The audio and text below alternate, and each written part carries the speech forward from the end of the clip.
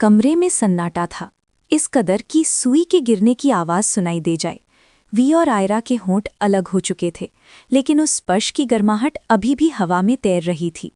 वो पल जो अनजाने में घटित हुआ था, अब दोनों के बीच एक दीवार बनकर खड़ा हो गया था। माहौल ऑकवर्ड शब्द से भी कहीं ज्यादा भारी हो चुका था। वी जो हमेशा बातों का शेर था, जिसके पास हर बात का जवाब होता था, इस वक्त उसकी जुबान लड़खड़ा रही थी। उसकी आंखें इधर उधर भाग रही थीं, जैसे कमरे की दीवारों में छिपने की जगह ढूंढ रही हूं। वो वी ने हकलाते हुए कहा। उसने अपने गले को साफ किया। मुझे अभी याद आया, मुझे कुछ ज़रूरी काम है। हाँ, काम है। मैं तुझसे बाद में मिलता हूँ। आयरा जो कि खुद सदमे में थी, उसकी मुंह से भी लफ्ज़ नहीं निकल रहे थे। दोनों का चेहरा कश्मीरी सेब की तरह लाल हो गया था। आयरा बोली, हाँ ठीक है। वी ने कुछ नहीं कहा, वो सीधा रूम से भाग खड़ा हुआ।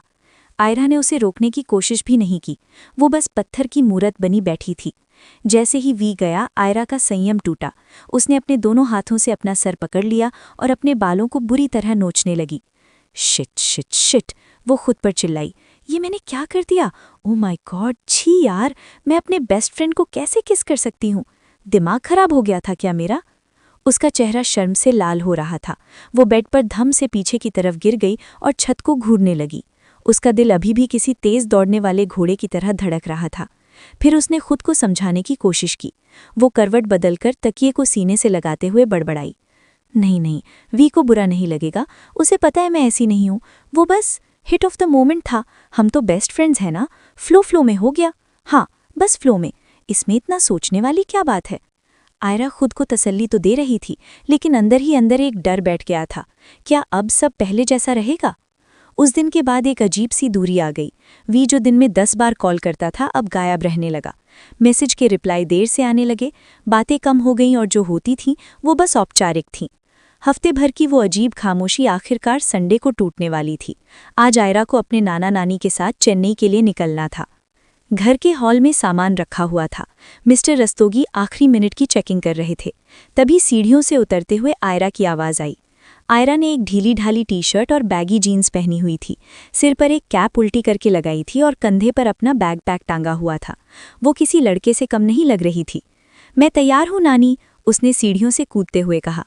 मिसेस रस्तोगी ने अपनी नातिन को ऊपर से नीचे तक देखा और अपना माथा पीट लिया। उन्होंने झुंझलाते हुए कहा, हे भगवान, आरू बेटा, हम शादी में जा रहे हैं, जंग पर नहीं। कभी तो लड़कियों जैसे कपड़े पहन लिया कर। अरे कपड़े न सही, कम से कम थोड़ी सी लिपस्टिक ही लगा लिया कर। चेहरा कितना रूखा लग रहा है। ये सुनते ही आयरा ने ऐसा मुंह बनाया जैसे उसे करेले का जूस पीने को कह दिया हो। छी नानी, प्लीज, उसने नाक से कोड़ते हुए कहा। मैं और लिपस्टिक? मुझे तो नाम सुनकर ही घिन आती है। चिपचिपी सी चीज, बिल्कुल नहीं। अभी वो अपनी सफाई दे ही रही थी कि दरवाजे की तरफ से किसी के जोर जोर से हंसने की आवाज़ आई। वो हंसी इतनी बेबाक थी कि पूरा हॉल गूंज उठा। आयरा और मिसेस रस्तोगी ने पलटकर देखा। वी अंदर आ रहा था। वो हंसते हंसते अपना पेट पकड़कर झुका जा रहा था। आयरा का वो वाला चेहरा और नानी की शिकायत ने उसे लोटपोट कर दिया था। वी की हंसी देखकर आयरा का पारा चढ़ गया। पिछले कुछ दिनों की टेंशन और अब ये मजाक, उसका मुंह पूरी तरह बिगड़ गया। कुत्ते, चुप हो जा, वरना मैं तेरे सारे दांत तोड़ दूंगी। फिर हंसना बिना दांतों के।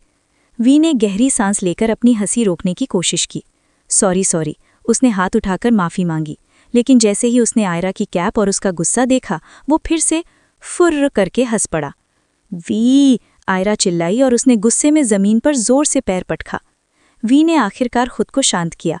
आंखों से आंसू पोंछते हुए उसने नानी की तरफ देखा और बोला, नानी, आप भी किसे लड़की बनाने की सोच रही हैं। इस पर मेहनत करना बेकार है।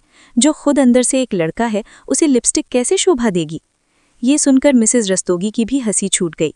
अब आयरा को लगा कि पूरी दुनिया उसके खिलाफ है। उसने मुंह फुलाया और बिना किसी से कुछ कहे पैर पटकते हुए बाहर पोच की तरफ चली गई। नानी ने हंसते हुए कहा, लो, हो गई गुस्सा मैडम। वी ने आगे बढ़कर जमीन से आयरा का एक बैग उठाया और मुस्कुराते हुए बोला, छोड़िए नानी, उसे मैं मना लूंगा, मुझे आदत है। आप लोग चलिए कार में। बाहर पोच में वी की कार खड़ी थी। आयरा कार के बोनट से टेक लगाए खड़ी थी। मुंह इतना फूला हुआ था कि गुब्बारा भी शर्मा जाए। वो वी की तरफ देख भी नहीं रही थी। वी ने सारा सामान डिक्की में सेट किया। फिर वो धीरे से आयरा के सामने आया। ओए, मोटी बंदरिया की तरह नाक क्यों फुला रही है? फट जाएगी नाक। आयरा ने उसे अपनी सबसे खतरनाक नज़रों से घूरा। तुझसे मतलब, जा यहाँ से। वो मुड़कर दूसरी तरफ जाने लगी, लेकिन वी ने तुरंत उसकी कलाई पकड़कर उसे खींचा।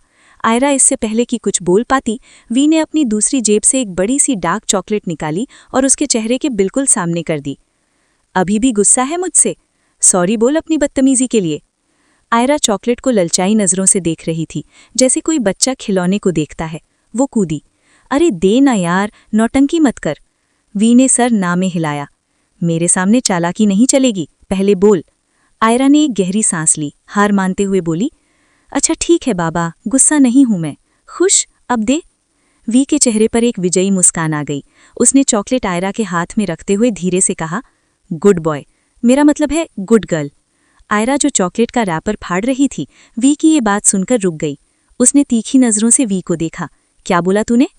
वी ने अपने 32 दांत दिखा दिए। कुछ नहीं, बस प्यार से बोला।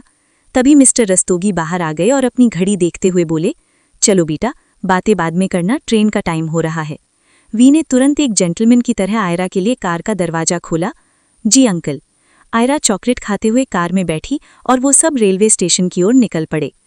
रेलवे स्टेशन पर वही चिर परिचित शोर और भीड़भाड़ थी। कुली, यात्रियों की धक्का मुक्की और ट्रेन की सीटी। वी ने बड़ी फुर्ती से सारा सामान ट्रेन के कोच के अंदर सेट कर दिया। जब सब कुछ हो गया तो वो प्लेटफॉर्म पर वापस आया जहां मिस्टर और मिसेस रस्तोगी खड़े थे। वी ने झुककर बड़े आदर से दोनों के पैर छुए। बाई नाना, बाई नानी, मैं आप दोनों को बहुत मिस करूंगा। अपना ध्यान रखना और दवाई टाइम पर लेना। मिस्टर और मिसेस रस्तोगी ने उसे ढेरों आशीर्वाद दिए। नानी ने उसके गाल पर हाथ फेरते हुए कहा, गॉड ब्लेस यू बेटा, हम भी तुम्हें बहुत मिस करेंगे। घर का ख्याल रखना। बड़ों से विदा लेने के बाद वी आयरा की तरफ मुड़ा। आयरा अपने फ़ोन में कुछ चेक करने में व्यस्त थी, शायद अपनी घबराहट छिपाने के लिए। वी ने बिना कुछ कहे उसके हाथ से फ़ोन छीन लिया। ओए मोटी, क्या दिन भर फ़ोन में लगी रहती है? तू मुझसे दूर जा रही है और तुझे फ़ोन की पड़ी है? आयरा ने झुंझलाते हुए फ़ोन वापस लेने की कोशिश की। यार दे ना, मैं ट्रेन का स्टेटस चेक कर रही थी। वी ने फ़ोन अपनी जेब में डाल लिया और गंभीर होकर बोला, बाद में कर लियो स्टेटस चेक, अभी इधर ध्यान दे। आयरा ने उसकी आंखों में देखा। उन आंखों में अब मजाक नहीं था, एक अजीब सी उदासी थी। वी ने अपने पीछे से एक प्लास्टिक का थैला निकाला और आयरा के हाथ में थमा दिया। ये क्या है? आयरा ने पूछा। ये तेरे फेवरेट स्नैक्स हैं, कुरकुरे, वो स्पाइसी वाले चिप्स और तेरी फेवरेट चॉकलेट्स। रास्ते में भूख लगेगी तुझे। आयरा ने थैले के अंदर झांका। वहां उसकी पसंद की हर चीज मौजूद थी। उसकी आंखें खुशी और इमोशन से चमक उठी। उसे उम्मीद नहीं थी कि वी इतना सोचेगा। थैंक यू यार वी। उसकी आवाज़ थोड़ी भारी हो गई। वी ने उसे तुरंत अपना मुक्का दिखाया। एक पड़ेगा अगर थैंक यू बोला तो, दोस्ती में no thank you no sorry. Aira ने अपने दांत दिखाकर हंसी बिखेर दी। तभी ट्रेन की जोरदार हॉर्न बजी। आयरा का दिल एक पल के लिए बैठ गया। उसने जल्दी से आगे बढ़कर वी को गले लगा लिया, एक कसकर वाला हग। चल मैं जा रही हूँ, उसने वी के कान के पास कहा। मैं तुझे कॉल करूंगी पक्का। वी ने सिर हिलाया। मिस यू टू, आयरा ने कहा और ट्रेन में चढ़ गई। वो अपनी विंडो सीट पर जाकर बैठ गई। ट्रेन धीरे धीरे सरकने लगी। वी खिड़की के साथ साथ थोड़ा आगे चला। उसने अपना हाथ उठाया और नरम आवाज में कहा, ध्यान रखना। आयरा ने सिर हिलाया। ट्रेन की रफ्तार बढ़ने लगी और वी का चेहरा धीरे धीरे दूर होता गया। वी तब तक प्लेटफॉर्म पर खड़ा रहा जब तक कि ट्रेन उसकी आंखों से ओझल नहीं हो गई। उसकी आंखों में एक अजीब सा खालीपन था, जैसे उसका कोई हिस्सा उस ट्रेन के साथ चला गया हो। ट्रेन के अंदर आयरा अपनी बर्थ पर गुमसुम बैठी थी। सामने वाली बर्थ से मिसेस रस्तोगी ने वी की तारीफ करते हुए कहा, वी सच में बहुत प्यारा लड़का है, कितना ख्याल रखता है सबका। कौन कहेगा कि वो शहर के इतने बड़े बिजनेसमैन का बेटा है, जमीन से जुड़ा हुआ है बिल्कुल। मिस्टर रस्तोगी ने भी अखबार तह करते हुए सहमति जताई। हाँ सो तो है हीरा। वी की लाइफ में जो भी लड़की आएगी ना, वो बहुत किस्मत वाली होगी। लेकिन हाँ, वो लड़की भी वी के जैसी ही होनी चाहिए, समझदार और संस्कारी। मिसेस रस्तोगी बोली, हाँ बिल्कुल ऐसा ही होगा। आयरा चुपचाप खिड़की से बाहर देख रही थी, लेकिन नाना नानी की बातें उसके कानों में पिघले हुए शीशे की तरह उतर रही थीं।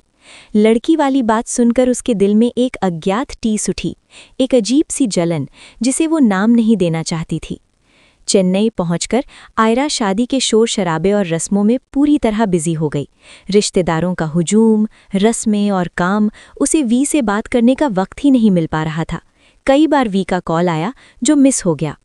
3 दिन बाद एक रात आयरा शादी के संगीत फंक्शन से थक हार कर अपने कमरे में लौटी। पैरों में दर्द था और दिमाग में शोर। वो बेड पर निढाल होकर गिरी ही थी कि उसका फ़ोन बजा। स्क्रीन पर वी का नाम और फोटो चमक रही थी। आयरा के चेहरे की सारी थकान एक पल में गायब हो गई। एक नई ऊर्जा आ गई। उसने तुरंत वीडियो कॉल पिक किया। हेलो, आयरा चहकी। स्क्रीन पर वी का चेहरा आया। वो अपने बेड पर लेटा हुआ था। मोटी, जब से वहां गई है भूल गई है ना मुझे? एक कॉल करने का टाइम नहीं है तेरे पास? वी ने बच्चों जैसे शिकायत करते हुए कहा।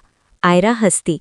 नहीं यार, तुझे कैसे भूल सकती हूँ? यहाँ बस बहुत काम है, सांस लेने की फुर्सत नहीं है। वी ने स्क्रीन को ध्यान से देखा। तो अब फुर्सत मिल गई? दिखा तो जरा कैसी लग रही है। आयरा ने थोड़ा पीछे होकर अपना आउटफिट दिखाया। आज उसने नानी की जिद पर एक लाइम येलो रंग का पटियाला सूट पहना था।